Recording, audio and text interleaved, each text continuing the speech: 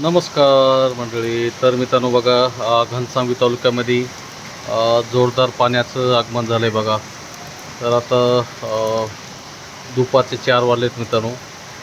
जोरदार पाऊस चालू झाला आहे बघा ह्या साईडला बघा. तर आबाळ बी जोरदार गरजू लागले बघा मित्रांनो. पण उकाड्यामुळं जरा गारवा निर्माण होईल मित्रांनो. हे बघा जबरदस्त.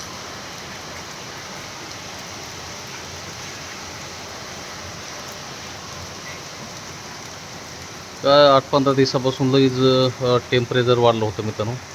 तर बघा आपलं बैल बाहेरच येत बघा. हवा थोडी आहे त्याच्यामध्ये. थोडं जास्त कमी झालं की नेऊ मग मध्ये गोट्यामध्ये.